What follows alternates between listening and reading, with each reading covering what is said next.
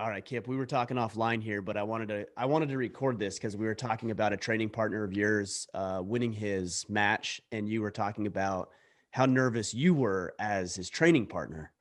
Yeah. Yeah. I was super, I was telling the guys, I'm like, am I the only one like sitting in the chair, not fighting and just completely exhausted and like stressed out? I was just like, dang. I actually think in a lot of ways it's harder to be either a training partner, a teammate, a coach. I found this to be true when I was coaching. You get way more nervous because at that point there's actually not much you can do about it. Yeah. If you're fighting or you're playing the game, it's largely within your control. And as a coach, as a training partner, as a teammate, somebody sitting the sidelines, as a family member, a relative, a cheerleader of sorts, there's Yeah. nothing you can do about it at that point. And so you have Yeah. no control. And I think that's where the anxiety comes from. You have no Yeah. outlet for dealing with it. Yeah. My heart was pounding and I'm just not even doing anything. Yeah. Yeah. That's Yeah. how it goes. So, Well, but good. You won though, it yeah. sounds like. So Oh that's yeah. awesome. Yeah. First round, 3.5 minutes in, eventually got to mount, ground and pound, ref stoppage. So Right. it was Cool. good. It was good. Good. It's good that it went the way it did, right? Minimal damage. You know what I mean? He did awesome, but I wanted to watch him fight more, so part of me is kind of like, for an entertainment perspective, I would have liked to see him Right. go 3 rounds so I could watch him fight more, right? And have him Well, it's the showcase same his thing for skills. But watching. Yeah, I mean, not only him, but just watching UFC, for example. Most people want to see an entertaining fight, yeah, and yeah, a tactical fight, a smart fight, usually, not usually, but in a lot of ways, isn't all that entertaining. So there's a weird dichotomy there between entertaining the fans and then having fighters who actually know how to fight correctly with, like you said, minimal damage, not getting themselves in trouble, trying to lengthen out their career, but yeah, it doesn't necessarily equal a fun, entertaining performance. yeah, totally. Yeah, through the years, I've always been so frustrated with fight fans. I think there's some good fans that are educated, and then there's just fans that just want to see people punch each other. And Right. they're the ones that typically like they're ignorant to things. Like Of they'll even course. complain in the clinch, right? Guys will be clinching knees to the thighs, which is super painful. And they're like, come on, let's fight. Stop hugging. You're like, you have no idea Yeah. If you've how never been in miserable that that clinch position is. is, or even just Yeah. having, a 210-pound guy on top of you actively trying to keep you pinned to the mat. If you've never been in that situation, you have no idea how Yeah. difficult that actually Yeah. is. Totally. They're like, they're not even fighting. They're just hugging. Yeah. Right. Right. Yeah. Hugging. That's what they're doing. Yeah. Go ahead and get Yeah. in there and hug with those guys and see how it goes for you. All right, Totally. man. Well, let's get Totally. into some questions. I know these are follow-up questions from Instagram, I believe, from last week. I put out Yes, a sir. call and we usually get 200 questions.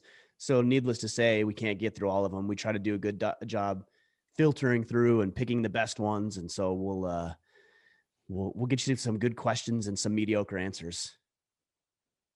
That was a joke, by the way. Oh, I think I lost you on connectivity. There we go. I got you back. I Yeah. got you connect. Yep. You didn't laugh. I'm like, that was a joke, but I think your internet or my internet froze, which is why I didn't hear you. Well, or it could have just not been funny. So who No, knows? it's not that. It's definitely not that. All right. So our first question from on Insta, William Connor, where I live, the gyms are closed. I try and work out at home, but have trouble staying consistent. I don't want to fill my head with any more excuses. I just want to get it done. Any tips on how to stay consistent? I think we actually addressed this one last week. Did we? Yeah. I mean, I remember talking about That's not things good that you should strategy. do. I can't remember exactly what we addressed, but I'm pretty certain that we went through that question last week. Maybe you didn't answer it well enough, and we should. Yeah. You're like, let me give Ryan another try at this question here. No, I think we talked about making it interesting, making sure that you're mixing it up, that it's Yeah, entertaining, that you're it's fun. right. Because if You're it's right. We did boring, answer this. yeah, come on, man. Come I on, thought you man. were I'm prepared for slacking this. here. I know. I thought I was too. Hold on. So, Let me pull to up the this right one. gentleman, if you haven't had your question answered yet, go back to last week's Ask Me Anything because it's there. And Because we're not answering it twice. I'm not going to do it. I'm not going to repeat Okay. myself. Just like I tell my kids, you know, I'm not going to repeat myself, although I end up repeating myself all the time. Such is the nature of fatherhood, I suppose. Okay. I'm ready. All right, let's go, man. For real Let's this do time. this. All right. Dave Beres. I'm moving to a farm with my lovely woman to work there. Has a sheep herder and do some other random works for the owners. It's a move due to the need of learning skills, going away from the city, and the medical dictatorship being more sufficient and practice sustainability. We are going to be earning very little money, but we will have very little expenses. What skills would you advise me to learn to make this change of journey more successful and productive? I love your work. Keep being awesome. I think you're in the middle of it right now. You know, you're going to go work. It sounds like you're working for somebody else. So what I would say is just be coachable, be open-minded, and learn from those individuals who you're going to be learning from. Like I'm sure you're not going in there with an arrogant attitude that you know it all. You're going in there open-minded, and I think that's a skill set that actually can be developed. Your ability to be open-minded, your ability to learn, your desire to be curious about why things work and how they work the way they do, and completely immerse yourself. And the other thing that I've been thinking a lot about is the concept of mastery. In fact, I think I talked about it a week or two on the Friday Field Notes, that we should all be on the pursuit of mastery.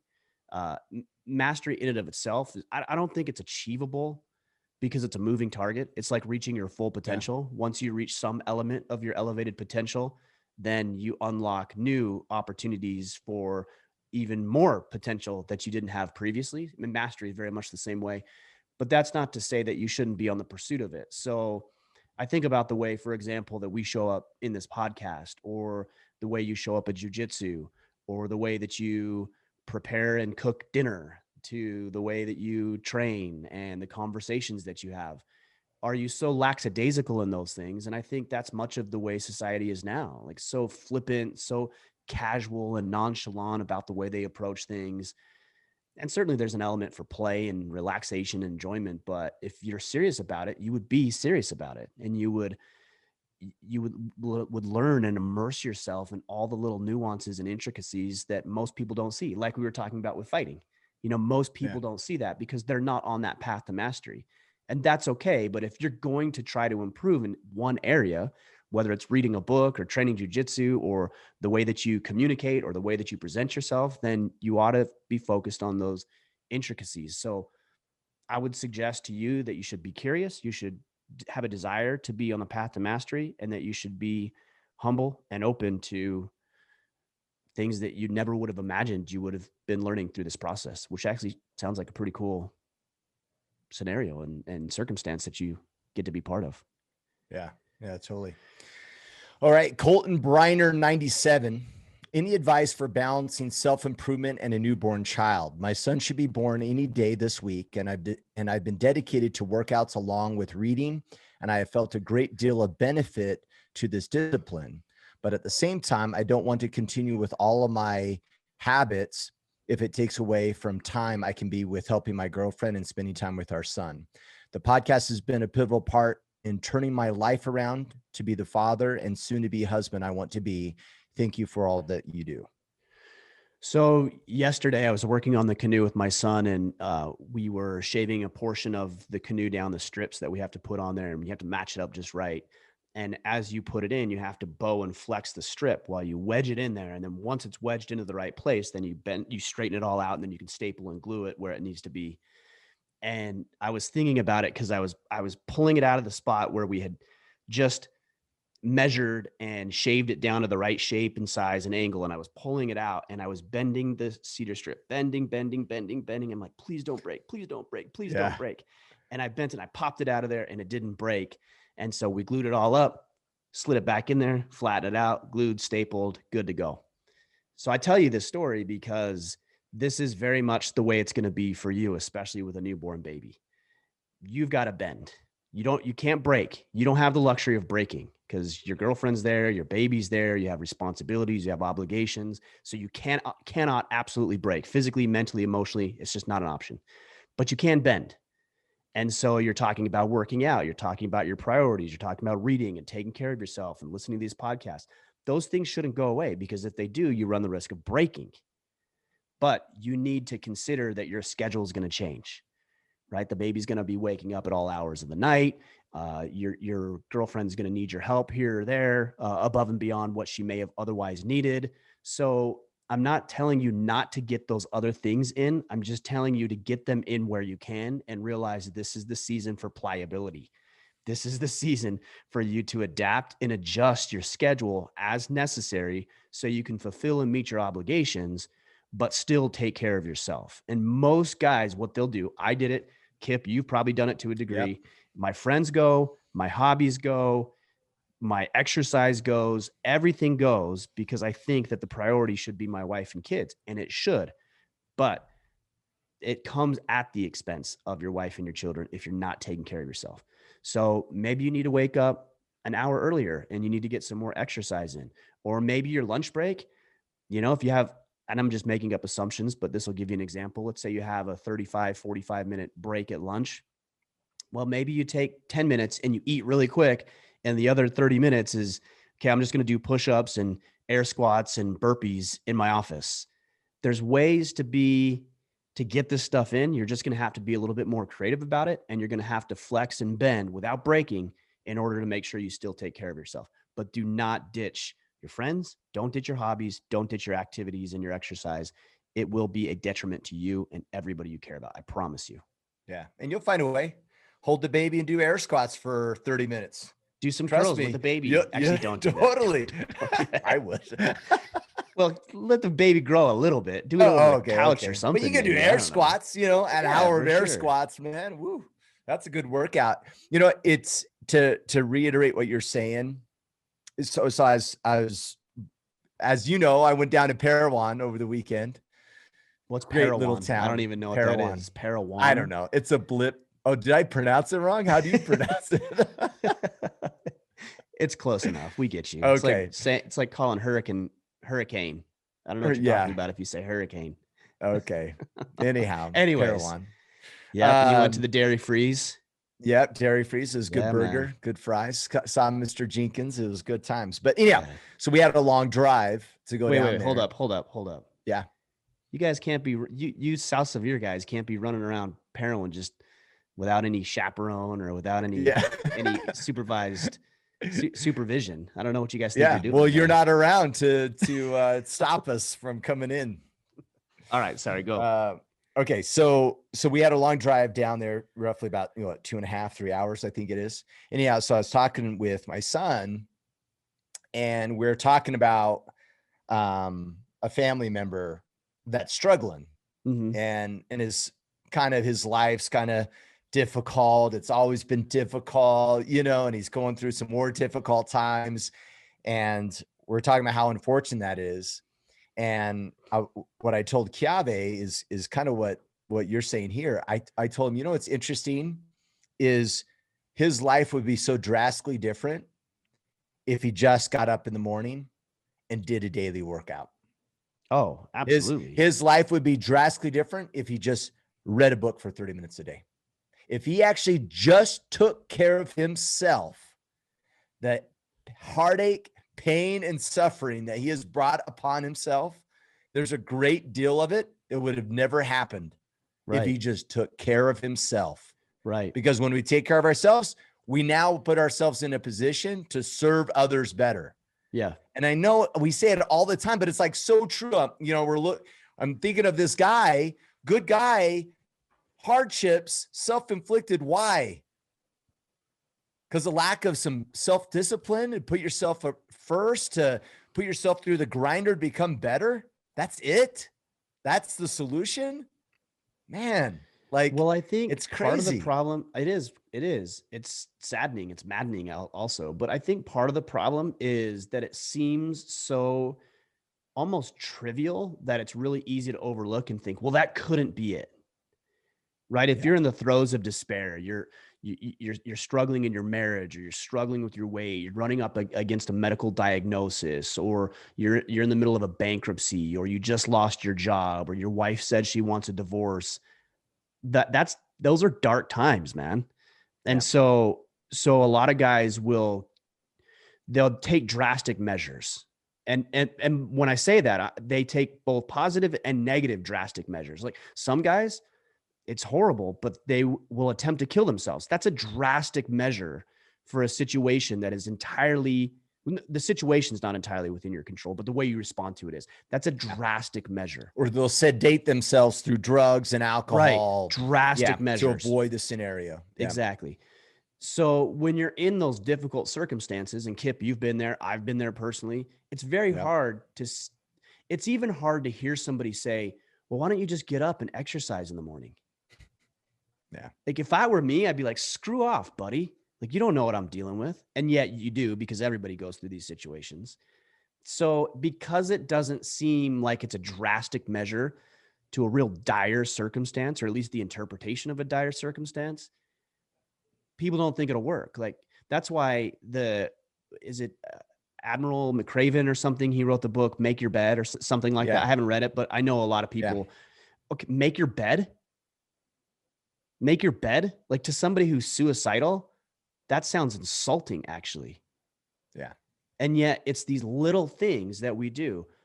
Go work out for half an hour, go read a book or listen to a book, go once a week and hang out with a couple of friends over a beer or at a, like a hatchet throwing bar or whatever, like just once a week.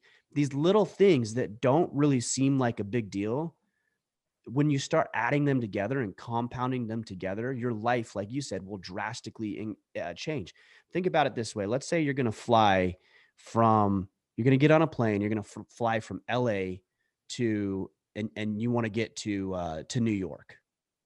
Okay. And so you hop on the plane, it's 4 or 5 hours. Out of the frying pan into the fire. Right. Exactly. I don't know why anybody would want to go to any of those two places, but let's just say in our hypothetical scenario here, you've got something going on where that has to be the case. So you get on the plane, the plane takes off, you're going, and you're just 1 degree off, like just even a sliver of a degree off in LA. Okay. Well, if you're 1 degree off north, you're probably going to end up somewhere in northern Canada or Greenland or Iceland by the time you get there. If you're 1 degree off to the south, you're going to probably end up in Florida or the Bahamas. Right. So, and it's just 1 degree. It's just one little thing, but you compound that over, what is it? 3,000 miles. I don't even know, 3,000 miles. And you're significantly further off track, but you don't even notice because it's just 1 degree. It's not that big a deal. It's just 1 degree. It's just one extra meal. It's just one bowl of ice cream. It's just one time I missed jiu-jitsu. It's just one sleeping in and hitting that alarm. Just 1 degree, not a big deal. Yeah, it's not a big deal as long as you course correct. Yeah. But most people don't course correct, or most people don't even get on the path to begin with. They're all over the place. So the 1 degree is important. You got to focus on that 1 degree. Yeah. Yeah. And congratulations, by the way, Colton, on the new son. Exciting times. All right. Cyborg Imborg. You've talked about jiu-jitsu a lot. Have you participated in any tournaments, or do you plan to attend any soon? I have not, although I would like to. I just had 3 guys from our gym compete a couple of weeks ago. Pete Roberts' son, Keegan, did really well, like really well. He had 10 matches over the weekend, and I think he won 7 or 8 of them, and 6 or 7, it was one less than he actually won by triangles. He is all of them. That's awesome, dude. He is so good at triangles. He works them. He tries them at different angles. Like even when I roll with him, even when you know they're coming, he's super hard. He's a white belt. He's super hard to defend on those triangles. He loves them, and he can set them up really, really well. He went down. Ty also with Origin, Nate with Origin. Those guys went down and competed, and whether they won, draw, or lost, like they said, it was really, really good for them. So I do plan to compete, although I haven't competed yet. Yeah. It's always good. It's amazing how much you learn in a tournament when you compete. It's like it just ingrains in you the lessons learned more than normal. So yeah. Well, there's consequences. There has to be consequences. That's why consequences are such a good thing. And it's unfortunate that we strip so many opportunities for learning through consequences from our children. We want them to be protected and coddled and bubble wrapped and not to feel bad and not to experience the consequences of the weight of their decisions. And you actually rob them of opportunities for a little bit of pain to realize, ooh, that didn't work, or I shouldn't do this, or positive consequences like, hey, that just reinforced what I was doing and why I train. And so you got to have winners and losers. You have to. And I know no one wants to lose, but that's not a reason not to compete. It's a reason to get better. It's a reason to improve yourself so that you don't lose. That's the point of loss. I was actually having a really good conversation with Robert Greene, whose interview just came out yesterday with 48 Laws of Power, Laws of Human Nature. A lot of you guys are familiar with his work. Yeah. And I was talking about win-win scenarios. And he's like, no, actually, there are situations in life that are win-lose scenarios. He's like, popular culture doesn't talk about it, but if you're going into an interview situation and it's you and one other person, one of you is going to get the job and one of you isn't, and one of you wins and one of you loses. And everybody wants to avoid having that conversation. You should be aware of that so you can emerge victorious. That is the point of the game that we're playing. It's not always a win-win. Sometimes it's a win-lose. So get on the right side of that equation. Yeah. That's funny. Cause think about it. Like, what do people say too? It's like, hey, Ryan, I applied for this job, man, totally didn't get it. What would you say? Or the average person would say, oh, that's okay. It's probably not a really good job for you. Like, we all downplay. Yeah, they would just, right? When you were asking what I would say, I was like, oh, that would suck. How are you going to get better next time? Yeah, you're like, I knew you weren't going to get it, idiot. No, I would say, good. Start your own job then, or start your own business. Yeah, but you know what I mean? Like we all coddle each other all the time. Yeah. It's like, oh, don't worry about it. It's like, you don't want them actually, to feel maybe bad. You should worry about it. That sucks.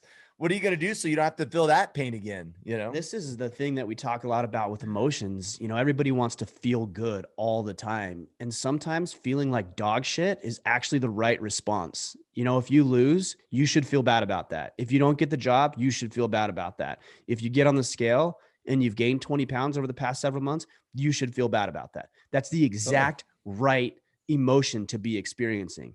And then we have these things like the weight thing, for example. No, don't feel bad about it. Love yourself, love your body. It's the body positive movement. And we know that doesn't serve anybody because you're lying to yourself, right? If I got on the scale and I was 20 pounds heavier and I knew I felt like crap about it and that I shouldn't be doing what I was doing or should get into the gym and do what I know I should be doing, and then I had a bunch of people try to convince me that it was good, there would be this internal dialogue in my head of like, oh, well, Kip said it was okay. And like, these people still like me, but I still feel like a loser and I'm still going to eat the bowl of ice cream, but I'm supposed to love myself. And that internal dialogue is not helpful. You know what the answer is. The answer is to get off the couch, get into the gym, stop eating the junk food. And when you do that, that's when you'll feel better about yourself. Not when you accept and embrace your 20 extra pounds. No, when you become a better, more improved version of yourself and you do the work towards becoming that person. Yeah. Well, and it's funny because so many people, your society will be like, well, is it better that they're positive and they demonize? Actually, what's better is that they get in shape. Exactly. That's better. Exactly right. That's what's better, that it drives them to evolve, change, and become better. That's what's better. Well, it's a false dichotomy. That's what it is. And that's what people do. They say, well, you can either feel bad about it or you can feel good about it. Okay. Well, like those aren't the only two choices that we have here. There's other options that we might want to explore and consider, which is, to your point, fix yourself, get better, improve. Totally. When you hear this too with like marriages, well, it's Ryan, it's probably better. Is it better for my kids for us to be in a horrible relationship where we're arguing and fighting and contention, or to have loving homes and get divorced? Yeah. So yeah. And it's like, or you could actually just stop arguing. Yeah. And actually be loving to each other. Start communicating. People do it with jobs too. What the false dichotomy they do with jobs is, would you rather, should you worry about making more money, or should you worry about, being completely happy and satisfied in your job? Both. I Yeah. want to make a boatload of money, and I want to be very, very fulfilled in the work that I'm doing. I actually want both. I think most people would. They just paint themselves into these corners and don't even realize that there's other options available, or Yeah. they realize they're available, but they don't want to do the work to reach those other options. So they're like, no, it's either the marriage is over or, I'm going to be miserable the rest of my life. Yeah. Wait, Yeah.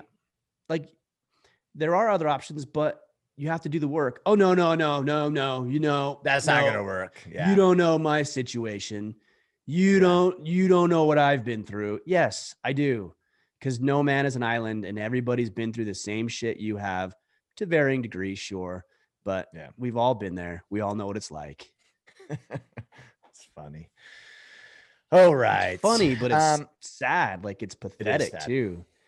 Just wake up. There's another option. It's unfortunate. It is unfortunate. I don't know these guys. I'm hopefully you know these, but Anthony Sanseverino 94, who would win a fist fight, Rob Gronkowski or Travis Kelce? Know those guys? I mean, sorry, no, Anthony. I don't know. All right, we tried. No, I didn't even try. I'm just like, I don't know. Well, I read the question at least. I guess there's like, is it Gronk on the Buck? Like, I don't know who it is. I don't follow professional sports, so if that's who it is, sports. I don't know. Yeah, maybe it's sports. I just assume, or maybe it's an actor. I don't know who it is. All right, T. Dotson, 1106. How do I approach helping my recent disabled stepfather? He worked very hard with his hands for 50 years, causing severe nerve damage in his hands and forearms. He did everything himself and can't do much of anything now. He can barely grip a coffee mug, for an example. He is struggling with depression and somewhat feels like he has lost his meaning in life. How do I help him with what needs done and still allow him to feel like a man? Tough situation. Thanks in advance. I don't think so. Here's one thing I would say you got to be careful of. I don't think you can allow him to feel like a man, because I don't think that's something you can just give to somebody. Like, it really isn't yours to give. That has to be earned. So I don't know the degree of, I think it's a stepfather's condition that he's currently dealing with. But what I would suggest is that you look for ways for him to improve. You look for ways for him to get better. That may not be to the degree that he was performing before. It sounds like he was very active and good with his hands, but there's certainly things that he can do to get better. And so instead of focusing on what was, focus on what could be. So here's where you are right now. Here's the skill set or the motor skills or the activities and the duties and the responsibilities that you can do now. And then what we do is we celebrate wins as he progresses from where he is now. So example, if you look on a timeline of your life, you have, let's take your stepfather. He's right here in this middle of this timeline. And everything that happened to the left of the timeline is everything that was. And everything that happens to the right is everything that could be. And so what he's probably doing with his mindset right now, and I certainly understand why he would do this, is there's no hope, because he's looking at what he was to this point, and all he sees is what happened behind him. And therefore he's inferior because he can't do that stuff. What we need to do is we need to start getting him to focus to the right of that line. That's hope. That's optimism. That's growth. That's progression. So we put a period on what has happened. And every day I try to put a period on things. I mess up or have a argument with my wife or get impatient with my kids or eat a little more food than I'm supposed to or miss a workout. Okay, you put a period on it. Stamp it. That's done. It's done. There's nothing you can do to go back. And now every day I'm a new person and I have to think about the decisions I'm going to be making moving forward.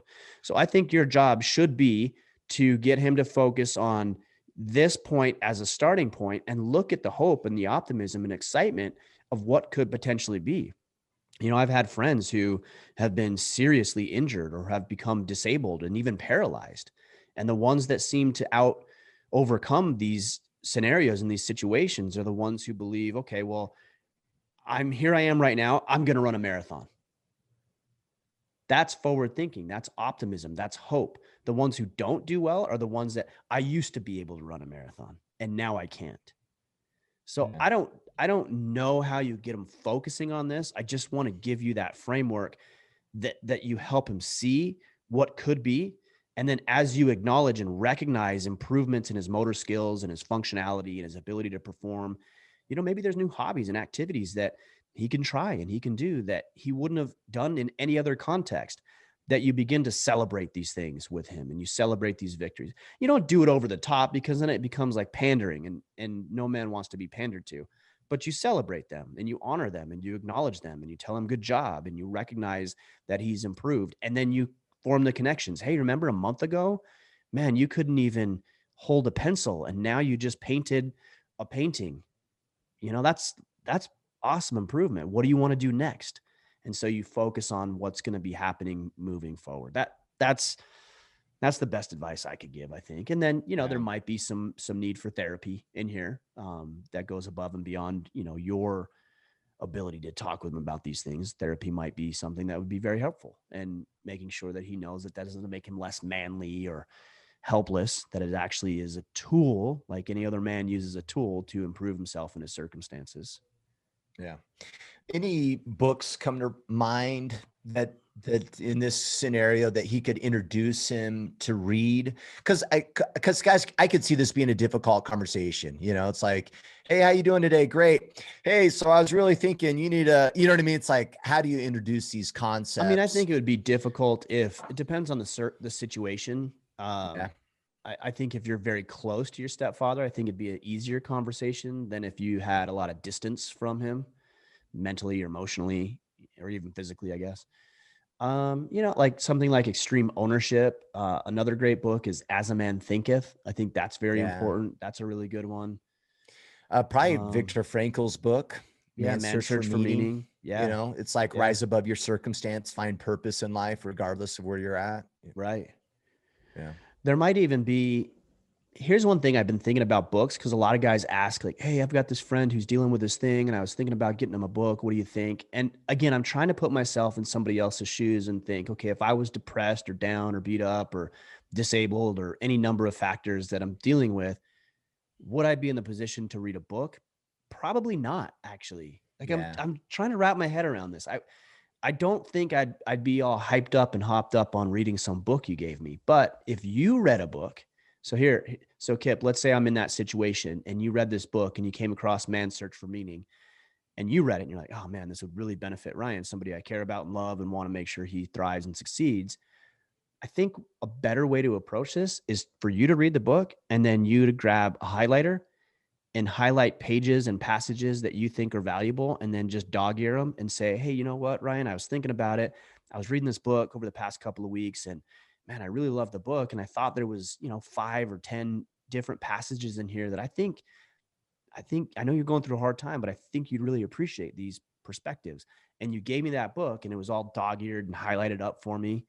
I would probably at some point read the whole thing, but I would certainly read what you marked. At least what you marked. Yeah. Yeah. Yeah. That's a nice way. And so that might be a way to give somebody a book without, because sometimes somebody will send me a book or ask me to read a book. I'm like, God, I got like 40 books. Like, probably not going to read this whole thing, but if I could pick out 5 or 10 different things that are valuable, yeah, I would certainly do that. Yeah. That's a good idea. I've never heard of that before. TM Goodner, what is a tactful way to dismiss yourself from a conversation where someone is imposing their thoughts? I think that's interesting choice of words. Someone is imposing their thoughts or beliefs that you don't agree with. I encounter this scenario constantly in my line of work, in the hospital industry. I mean, look, sometimes you actually have to have the conversation, whether they agree with you or not. And you have to, especially in a work environment, there has to be some sort of mutual understanding. You don't have to agree on every position, but a lot of the times you're going to have to come up with a plan of action. So you can't really dismiss having this conversation. Now, other times there's going to be scenarios where it doesn't matter. And so in that situation, you could say something as simple as, hey, we're going to have to agree to disagree on this because I don't see it your way and you don't see it my way. And I don't actually see us getting closer together on the point. And I'm really at this point not even interested in trying to get there. So yeah, I appreciate the dialogue. If we ever want to revisit, we certainly can. But as of right now, we'll just disagree and that's fine. Yeah. We can Or disagree. even, or even recommend a strategy, you know, like I could see multiple scenarios where I might go, okay, well, how's this? Let's go with strategy one. Mm-hmm. We'll implement it. Let's see how it works out and we'll pivot and adjust. Right. Right. And when we pivot, let's consider some of the thoughts that you're recommending, and let's see how they pan out, or you go with their idea and then give it a good run and see if, I don't know. You know what I mean? There's some give Yeah. and take that might happen, and make it about strategy and finding the right answer. Don't make it about who's right and who's wrong, if that makes sense. It does. And I think you're alluding to something I was going to share, is that I always look for the motive in people when I engage, whether that's on Instagram or here, Kip, with you, or guys in the Iron Council, or any interactions that I have on a daily basis. I'm constantly looking for motive. What is your motive? Is your motive one of arrogance and pride and ego, and you just want to be right? Okay, if I know that, I'm actually not going to have that conversation. Hmm. And I get to decide that. That's my decision. If your motive is one of understanding and you want to learn and you want to be informed, then I think that's a worthy conversation, even in disagreement.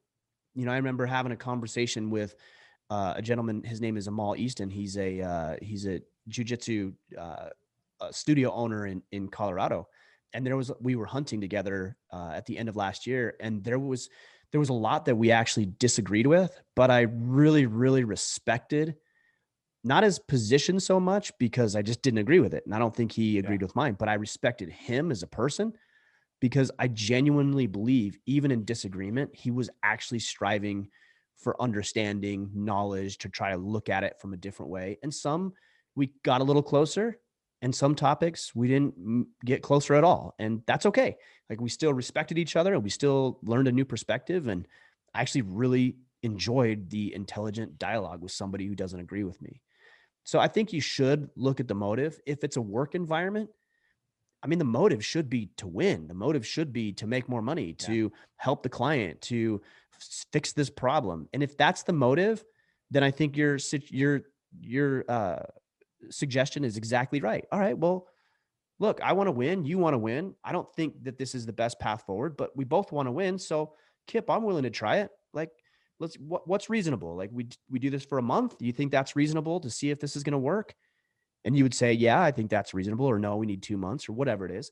Okay, well, what metrics, what objective metrics are we going to use?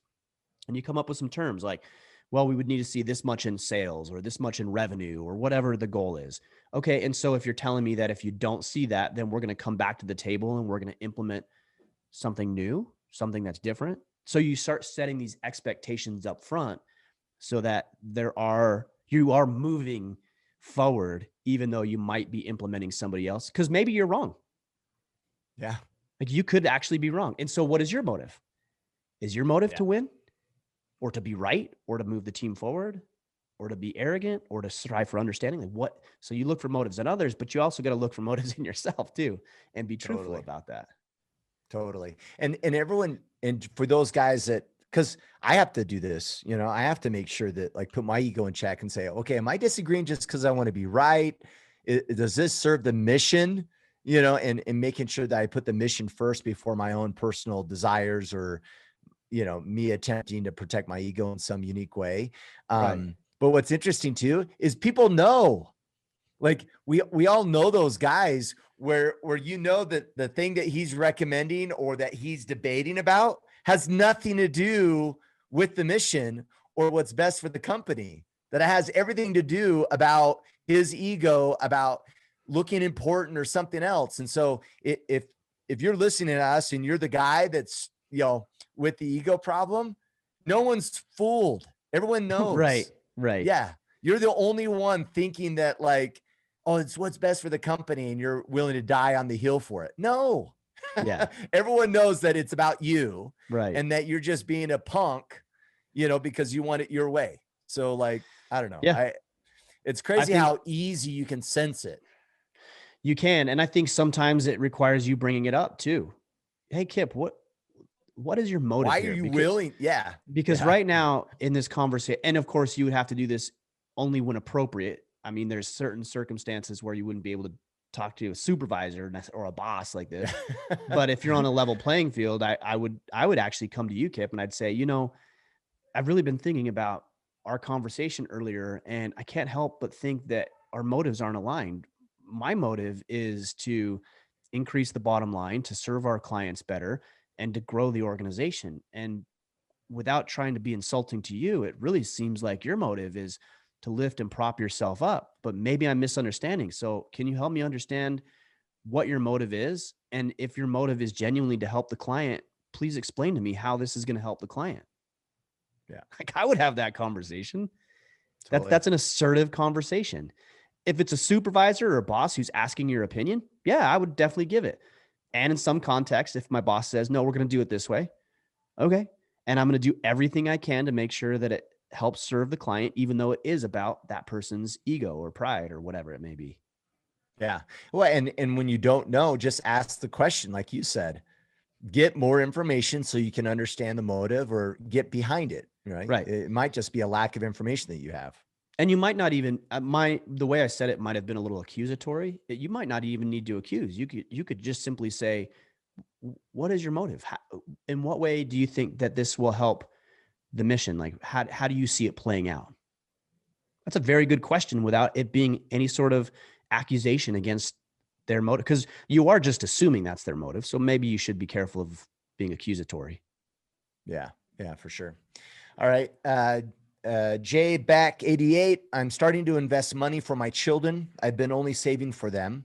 What's the best way to help set them up for the future? Ages are 5 and 11.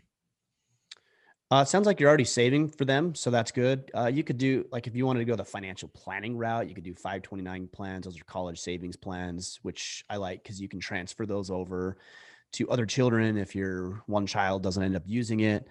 Those are advantageous too because, like, you still maintain custody over those accounts. There's other options like IRAs, Roth IRAs, you can set up.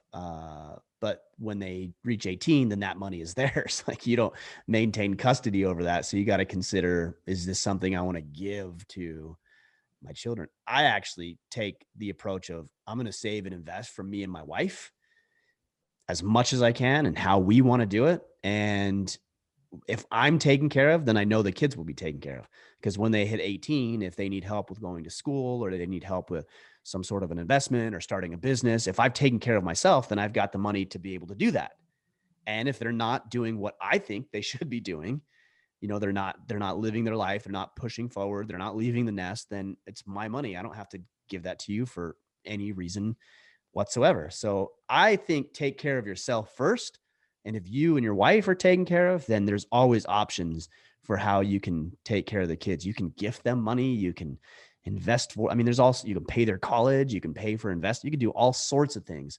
But my immediate reaction is take care of yourself first. It's also funny to see, as a financial advisor, previous in my background, a financial advisor, it's always funny to see what people will do for their kids that they won't do for themselves.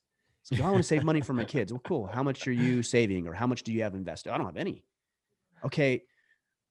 Well, that's an issue. You probably ought to take care of yourself first. And then if there's things left over, then we can worry about college planning, investments for them, et cetera, et cetera. So, yeah, that way when you go into retirement, it's like you're not the massive burden on them. Yeah. Right. Yeah. My advice is spend it all, dude. Who gives a crap? They'll figure it out. Enjoy life. You and the wife, they'll be fine. There you Probably, go. but I don't know. Aaron I want my Kurtz. kids to succeed. If my son came to me and he's like, hey, Dad, I'm going to start this business and it's a t-shirt business. And here's my plan. And here's what I'm going to do. And I need $5,000 for this equipment and to set up this website and to get this first batch of merchandise. I would feel pretty good knowing that I had $5,000 to say, good, here's a loan for you. Yeah. You're going to pay me back at this interest rate. And here's how it's going to play out. And here's how it's going to work. As a father, yeah, you bet your ass I want that opportunity for my kids. So yeah, I know you were joking, but there's a lot of people who do believe that, like, oh, they'll just figure it out. And they probably will, but why not give them a leg up in an appropriate way? So that, because I think most people want to do that for their kids. I know a guy here in up in Ogden. He went to Weber State, and once his kids around and his grandkids, he pays for college for all of his kids and for his kids at one point, and now his grandkids. Mm-hmm. Requirement, they have to go to Weber. Oh, really? And yeah. And what's funny is all of them have, and in turn, they've all married people around, Oh, and from they've that never, area. Yeah. and they've not moved. And I thought, that's clever, right? He was like, this is how I'm going to keep my family close to me. And I I'm like like, that idea. A lot of people would probably say, well, like he's being a jerk. They should be able to go wherever he wants. And it's here's his the deal. money. They Yeah. can. He's just not going to pay for it. So if it's your Yeah. money, that you get to set the terms. And I don't think there's anything wrong with that. It's like, I Yeah. set aside money for this at this college. If you want to go somewhere else, I will wish you the best. I will help you where I can, but I ain't paying for it. And that's fine. It's your Yeah. money. It's your resources. Yeah, totally. Yeah. I think it's funny. All right. Aaron Kurtz, 35. I'm a third degree master Mason and an officer for my Masonic Lodge. I listen regularly and wonder if you've ever given any consideration to doing a podcast on Freemasonry. There are some terrific Masonic speakers out there and could make for some interesting conversations. Yeah, I mean, I'd definitely be interested in that. I don't know much about Freemasonry. I know a little bit. I've read a couple of books and watched some documentaries and things like that, but Yeah. that obviously doesn't make me any sort of expert Yeah. or very knowledgeable on Freemasonry. But I've always been intrigued. So yeah, definitely open to that for sure. Yeah. I think it's cool. I had a thing like in early college where I was like, I don't know. I was wigging out on Freemasonry for a Oh, while. really? Yeah. Yeah, totally. I was It's like, interesting. what's this other stuff? Yeah. Yeah. It's Yeah, from what interesting. I've seen and what I've read, there's a lot of things that are built into the way Freemasonry works that have a lot of initiations and rites of passages and symbolism and meaning and significance and things that are shared between the brotherhood, which I actually believe in all of that stuff. If you've heard me talk about rite of passages, and much of what I have shared over the past 6 years is probably very much in alignment with Freemasonry. So I just haven't Yeah, dug too cool. deep into it. Yeah, I've always thought the number of founding fathers of our country that were Yeah. Masons, Yeah, is exactly. kind of Yeah, it's interesting to fascinating. know. Yeah, Yeah. it is. All right, Lebby, Matt, Mates, Ryan, how have you identified or approached men in your life to join you in accountability, challenging yourself to grow and to pursue masculinity alongside you? Thanks for all your work and what you're doing and the content you're putting out. So I don't have a lot of guys in my life who I would say, let's pursue masculinity together, because that seems Yeah. weird. But I have guys that I train jiu-jitsu with. And so we don't talk about it from the guise of masculinity, but it is masculine to make Yeah, you yourself don't more show up on the mat and effective. say, hey, let's do masculine stuff, guys. Yeah, let's work on masculinity today. No, let's work on our moves and our technique and our strategy. Yeah. That's what we should work on. And then I have other guys who are business coaches and mentors, and other people who are fitness trainers and experts in that area. So it isn't like an all-encompassing, let's work on masculinity, except for inside the Iron Council. Yeah. The Iron Council is actually specifically designated for that reason. And so everybody there is working on subjects, topics, ideas, insight, accountability that's all built around masculinity. You could do that on your own. You can have guys that you meet with on a weekly basis and you talk about different topics. Maybe you take subjects from the Order of Man podcast or from the book Sovereignty, and you're meeting together and there's a very clear defined purpose, but you identify them like a sniper would identify his target. If you're at work, for example, you don't ask everybody and anybody to be part of this. You identify the target. Okay, that guy is very successful here. He seems to have a good head on his shoulders. He's very engaged with his family. He seems like he wants to grow. And so that's an individual that I want to develop a friendship with. Same thing at jiu-jitsu, hey, like I like training with all these guys. And then there's a handful of them that I want to spend time with outside of the gym. And so I invite them and their families over and invite them on other activities and try to add and enhance value in their own lives. And then we become friends. So you look at your surroundings and your environment and you be selective on who those individuals are based on what they could bring to the table and what you think you could add to their life. And you invite them to spend time with you. That's it. hey, I'm going golfing this weekend. Hey, I'm going to the shooting range. I would like for you to come. Or, you know, maybe somebody at your gym or at jiu-jitsu. Hey, my wife and I were thinking about having some people over. I know you're married and have a couple of kids about our kids' age. Like, would you guys like to come over this weekend for a barbecue? I think that's perfectly acceptable. And you know Yeah. what? It might go really well. And you guys hit it off and you're like, hey, cool. Like, and you might not like them at all. And then you're like, Yeah. hey, thanks for coming over. And then you just know that's a jiu-jitsu training partner, and that's it. And that's okay too. Yeah. Yeah. Yeah. And maybe tell them after you have dinner, you're like, hey, thanks for coming over. I'd rate that experience a 3. So we probably won't do this again, but I'll see you on the mats. Yeah. Thanks for coming over. We're never doing it again, but glad we could do this. Glad I know I don't like you. Yeah. That's right. All right. Freedom Frogger 2.0. What is the proper way to respond when someone tells you that you don't have to be blank to be a man? Okay. Like, you know, some masculine trait. Okay. Cool. Have a good day. I don't care. I don't understand this question. I don't care. If somebody says, well, here's one people say all the time, you don't have to have a beard to be a man. Yeah. Okay. I agree. You don't have to train jiu-jitsu to be a man. Yeah.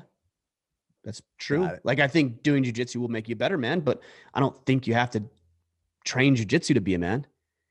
Like, there's nothing that I could think of outside of being on the path to protect, provide, preside generally. There's nothing I could think of that I would say, you have to do this. And if you don't, you're not a man. Can you?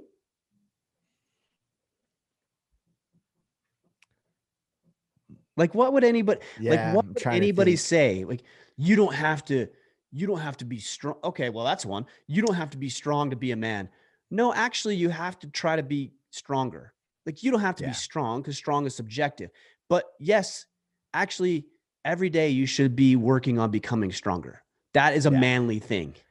I would say you don't have to serve other individuals to be a man. I don't think anybody would say that. Who would say that? I don't know. But I mean, because I do think that's very much of being able to serve other individuals is part of being a man, right? So yes, well, I agree with you. I'm just saying, who would say that? Okay, but so here's what I would say to answer this question in earnest. If I was interested in having a conversation, if somebody said that to me, 80 to 90% of the time, I would be willing to put money on it that I would not be interested in having a conversation with that person. Yeah. Just because of the way that they say that. Okay. But let's say it's 10 to 20% of the time where I'm like, okay, well, let's engage. I would say, well, what makes you say that? Like, that's your assertion. So explain that to me. Okay. So, blah, blah, blah, blah. Okay. So then what makes a man a man? Just ask them questions. Like, they're asserting something. So just ask them questions. Work it through. Yeah. Yeah. Everybody knows. Even if they say, well, you don't need that to be a man. They know, because especially coming from a man, they're trying to become more manly. Like, they're trying to make more money. They're trying to equip themselves. They're trying to get rid of their bad habits and their addictions. Like, they're doing things in their life. So if that wasn't important to them, why are they doing that? Everybody is on the path at some point. Yeah. So, okay, you don't think that's required to be a man? Explain yourself. Again, it's a question that if 100 people asked me, I would not have that conversation with 98 of them. Yeah. Well, because you're not, I mean, well, I don't need to prove it to you. Yeah, exactly. What's the point of the debate, right? What's the point of the discussion? And if somebody is so convicted in that, like, well, you don't have to shoot guns to be a man. Well, I actually agree with that. Like, I don't think you need to shoot guns to be a man. I think you should, and you should know how the tool works, and you should be able to shoot a gun effectively. But I don't think that defines you as a man. Like, there's very little might serve I would say. you. Yeah. Yeah. Yeah. So that's what I would say. Yeah. All right. Brett Hawk 24. What do you include in your EDC, and what do you carry in your vehicle? Two separate questions: EDC and then what's in my vehicle. Okay, got it. Yeah. I carry Glock 43 is my my firearm that I carry every day, and then just my other stuff. You know, my knife, my phone, my wallet, my keys, et cetera, et cetera. Phone, wallet, keys. That's it, man. And my gun and my knife. It's funny when people say EDC and they do the EDC dump and they've got like it's like an what entire are you, table, like the you're like Batman of like dads? Like what the hell? Like how do you like, carry all of that? I carry my weight. I carry my military A duffel bow. bag with me all day, every day. It's like, get real. I carry a knife, a gun, keys, wallet, and my phone. That's it. What kind of knife are you carrying? Like a blade or like a Leatherman? No, I mean? I probably should have a better knife, but I just have just a little pocket knife. This is a little Gerber knife that I carry. It's just like a little teeny little knife. Yeah. You see, I hate stuff in my pockets, so I struggle with carrying a lot of stuff. I do too, but you got to have a knife. Like everybody has to. Yeah. Oh, so you don't have to have a knife to be a man? No, actually you do. If you're not carrying a knife around, then don't put yourself in the man column. Manly. Yeah. But no, you got to have a knife. The wife got me a nice little Gerber kind of Leatherman, like a pocket size one. Yeah. It's kind of nice. Exactly. Yeah. Yeah. The only problem with that is they get a little clunky and big, but yeah, I mean, stuff like that is good to have. In my car, what I carry, so I have like basic medical supplies. I have extra ammunition, another firearm in there. I've got some just little survival things like a fire kit. I've got some stuff to keep me warm personally if I break down or something like that. I've got toe straps and cables and straps. I've got jumper cables, obviously, but I also have like a USB jumper kit that I've used for myself and for other people, actually. Believe it or not, I've used that so often. Basic survival stuff, some different blades. That's about it. And back in high school, when he was at Parowan, he'd have the gun rack in the back window. I remember when I moved to Parowan, I moved from Southern California, and when we got there, I remember rolling into town and we saw these like old beat up farm pickup trucks, and every one of them with their cowboy mullet had their guns in the gun rack in the window of the back of the truck. And I'm like, what in the hell? Where did we move? And then it just became so normal, commonplace and second nature that I actually like it. I think everybody should travel around with a gun in their vehicle, display proudly. And all those guns are like still in all those cars out in the school parking lot. Oh, for sure. Things aren't locked. No. Yeah, it's such a different world. It's a better world, man. It's a better world. Oh man, it's funny. All right. Yep. Northern Norman, what would you recommend my pronouns be if I'm technically a male, but I can't grow a full beard? Well, you're not a man then, because you can't be a man unless you have a beard, obviously. So he or she, they, Jay, I don't know. Isn't that one like G or Jay? I don't know. It's definitely not he. Funny. It's definitely not he. So grow a beard, do whatever you got to do. Let's go, man. Yeah. Maybe more ice baths. You know what's funny is face. That's right. People are there. I'm going to get a message from somebody and they're going to say, yeah, you don't have to have a beard to be a man. I'm like, it's a joke, guys. It's a joke. So don't. 90% of you or more know that that's a joke, but there's like 2 of you that are floating around who think I'm actually serious right now. Yeah. But yeah, she, they, she, them, use any of those pronouns. That'll be just fine. Yeah. Or just, yeah. Okay. Eddie, I don't know. Eddie Alphabet, change your Instagram handle. Any advice for wanting to create content such as podcasts and videos when you're not comfortable in front of a camera? So advice on getting comfortable. Yeah. Just keep doing it, man. Just keep doing it. Yeah. You know, how do you get comfortable being in front of a camera? You get in front of a camera more. How do you get comfortable public speaking? You public speak. How do you get comfortable asking women on a date? You ask women on a date.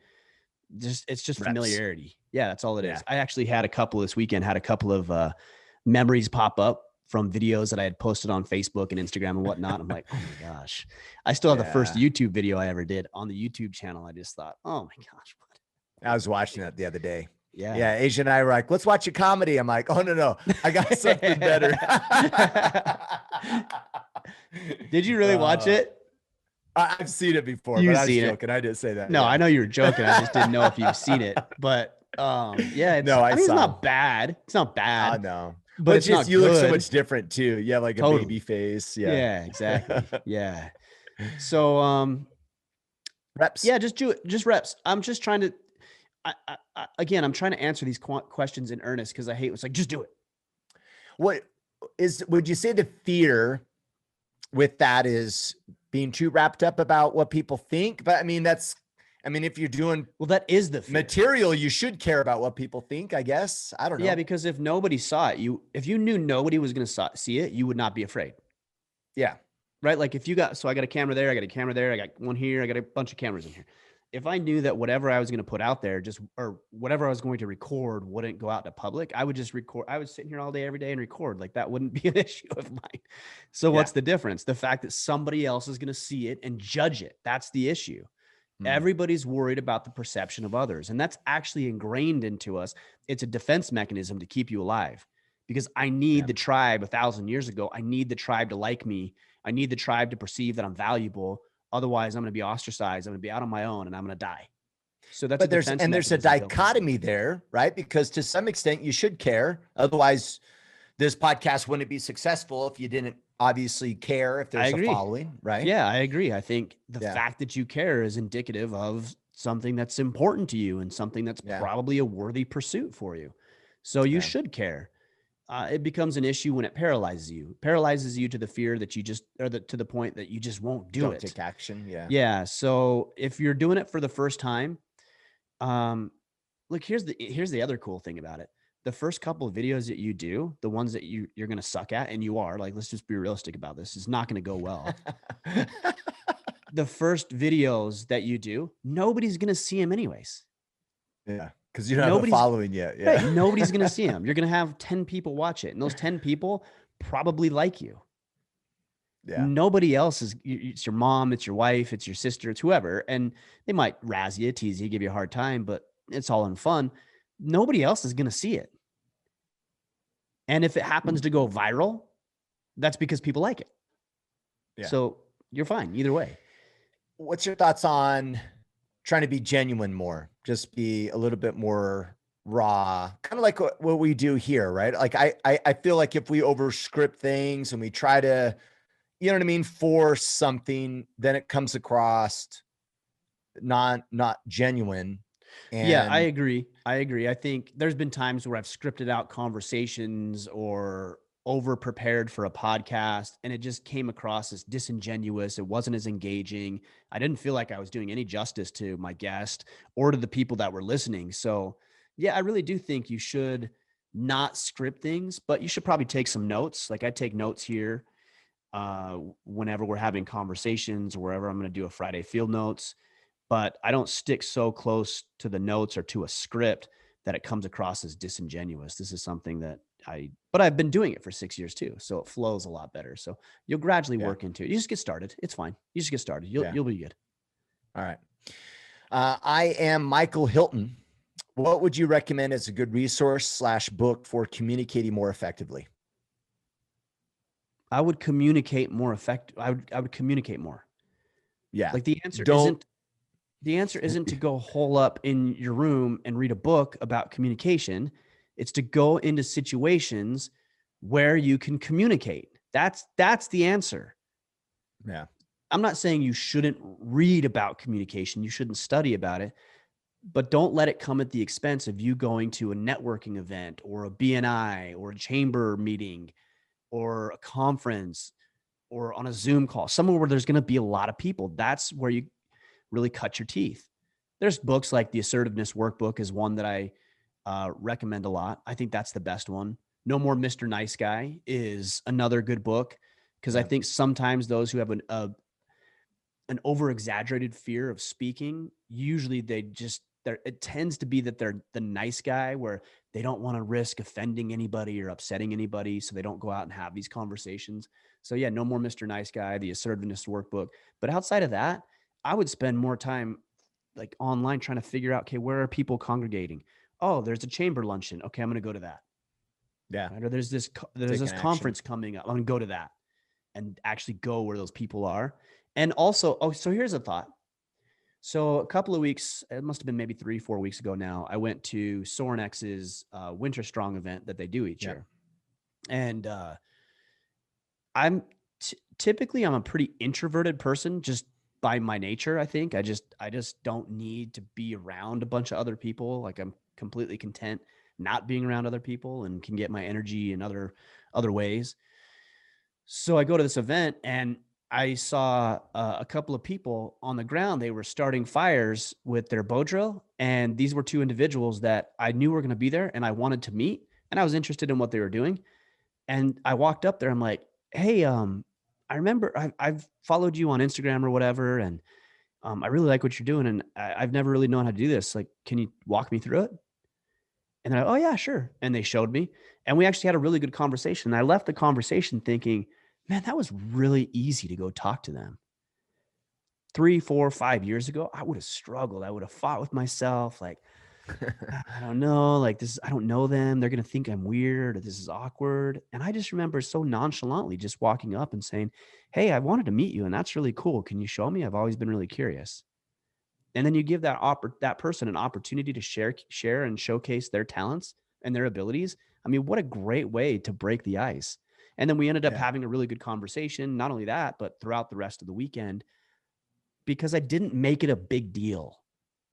And I think that's what most people do when they want to communicate. They just make it a really big deal. Like, oh, almost desperate. What if this person like thinks I'm weird and I don't know, what if I say something dumb? And it's like, just go up to somebody and say, hey, that's an interesting logo. I've never seen that before, but I'm really intrigued. What is that? That's all. That's all it is. Or, hey, you're doing this thing on this boat. I've never done that before. Can you share with me? That's it. And I have no expectations about where the conversation is going to go. It's just find something to talk about, whether it's what they're wearing or even at an event. You might be able to go up to somebody and say, hey, I don't think we've met. I'm Ryan, and you introduce yourself. And hey, I've really enjoyed this event. I liked John's presentation yesterday. What's been your favorite thing? Like, it's so easy, but we make it harder than it actually needs to be. But those are some strategies for communication. Just don't make it a big deal. Go up, communicate to people, be creative in how you approach them and look for something to talk about. There's another method that I use too, which is the FROG method. So, which is an acronym. So you talk about family and friends, recreation, what they do for fun, occupation, and then G is goals. And so if we're at a conference together, I might go up to you and say, hey, I'm Ryan, this has been an interesting thing so far. What was your reason for coming? What did you want to get out of this event? Goals, right? What's your objective for being here? These are just little things that you can remember, that are little cues to help you have a conversation with people. Yeah. Just ask questions. If you're ever concerned about what to say, ask questions. So easy. Yeah. And just be genuine about it. So then that way you don't ask the question, they respond, and then you move on. Right. And then you're like, okay, he was just trying to talk. You know what I mean? Like he's actually not interested in the question. And you'll get better at that for sure. Yeah. Eric Swanson, what are some good questions to ask someone arguing about not absolute truth about social issues? What is the best question to ask somebody arguing about something that is not true? Did I hear that right? Yeah. Good questions to ask someone arguing about not absolute truth. Like, they're arguing that there is no absolute truth to things, I'm assuming. Again. Yeah. Why engage? Yeah. Like if somebody is saying, well, they're, I don't even know what somebody would say where I would just be like, okay, that's cool. Like if you gave me some context, like you're really going to have this conversation and you wanted to have this conversation. Want to get more clear, right? Like, isn't that how this question should go? Is hey, maybe Ryan, like, how do I get more clear on not people's argument about know absolute truth and get clear in my own mind so I feel good about my understanding of things. Right. Because, and in the end, that's really what you should care about, not what someone's arguing per se. And maybe that question, maybe it is that. Maybe they are genuinely curious about that. And if that's the case, then you say, well, what makes you say that? Why do you believe that? Why do you believe there's no absolute truth? And how does that serve you? How does that serve somebody? Take gender, for example. Right? Gender is a social construct, and it's made up, and it's fluid, and you could be anybody and everybody. Well, so how much do you know about biology? Where does I mean, clearly there's two distinct sexes. Do you agree with that? Okay, well, tell me why. So then, okay, you don't agree with that. How do you explain XY chromosomes and XX chromosomes? Can you work me through that? And again, you're not trying to set them up. Like if you don't believe, Understand for their point of example, view. that there is no biological difference between men and women, help me understand why we have XX chromosomes and why XY chromosomes. Help me understand why men have beards and are generally bigger and stronger. Like women, generally speaking, tend to be more supportive and nurturing and caring in the way they approach things. Is that hormonal, or is that made up? Is that conditioned? Well, it's conditioned. Well, who conditioned that person? And are these people who condition millions and billions of women and men, are they all working together? Because I mean, clearly we have billions of men and billions of women who are all generally acting very similarly, yet they grew up in different cultures and different places and different experiences. So how do you explain one culture that hasn't been introduced to another culture, and yet they're quote unquote conditioning their boys similar to the way that another culture might be conditioning their boys? Like, what you're telling me that's cultural, but like, I don't understand. Help me understand that. These are things that I would ask, if I was having that conversation. So Totally. yeah. Well, and it's good to understand. I think it's good to understand that stuff. Like, what's your argument, or how does that benefit society? Or do you see that there's negative repercussions to that? Right. And just understand, so you become more enlightened and knowledgeable about, maybe the counter argument to something that you might feel passionate about. Like Well, and you got to know beneficial. counter arguments. I was listening to a speech by Jordan Peterson, and he said, one thing that people do all too often, especially when it comes to tribalism, is they dismiss other people's arguments. And he said, that's a mistake. Like, you should be intimately familiar with people's arguments. In fact, if anything, you should actually help them build up their argument so you can systematically dismantle it. Because if it's a weak argument, it's like if you're going to play a football game and you beat the worst team in the league, like, are you good? No, like, who do you want to beat? You want to beat the best team in the league, right? That's who I want to beat. I don't want to beat the worst team. I don't care. I want to beat the best team. I don't want to defeat the worst argument. I want to defeat the best argument. Morality is another subject a lot of people debate. There is no absolute when it comes to morality. I believe there is. I believe it's through God. Other people think it's malleable and it's constructed through different cultures and society. Okay, well, let's discuss this. If that's the case, then who gets to decide what is moral and immoral? How does that benefit society? If we have one group of people think that's morality and another group of people think that's morality, how does that benefit us? How does that serve us? Or conversely, are there threats in that way of thinking? Is there something that we ought to be careful of or aware of? I think it's just being genuinely curious will lead you to better questions. Totally. But if you're trying to tee people up, I think you're not going to ask great questions, and B, people are going to sniff it out. Yeah. Like, I know when somebody's asking somebody something of me disingenuously, I don't get it all right. I will say that, but I can generally tell when somebody's being disingenuous. You can tell, that's not an honest question. Yeah. But an honest question comes off differently. It's phrased and said with a different tone and a different inflection. And you will communicate that too if you're curious, or if you're just trying to trick people and trap them. The motive counts. It's important. Yeah.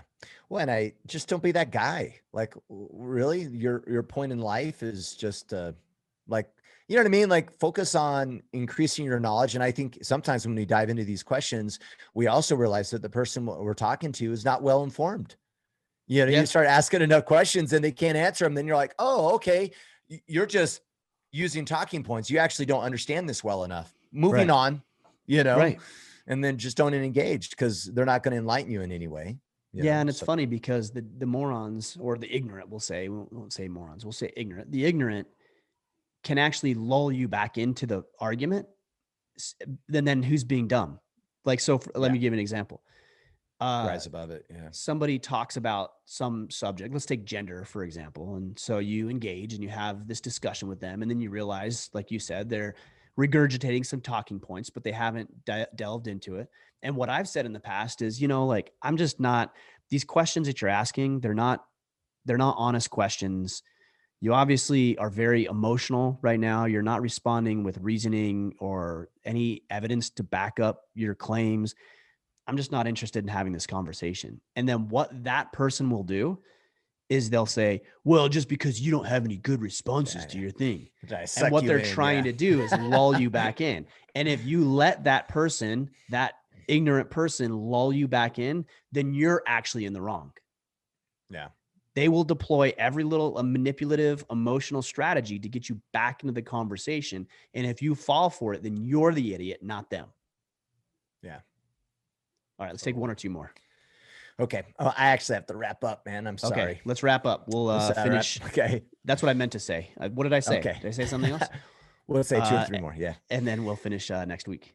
Okay. Sounds good. So, support us, guys, support the movement, support what we're doing here. You can learn more about the Iron Council. We're just about the Order of Man movement by going to orderofman.com.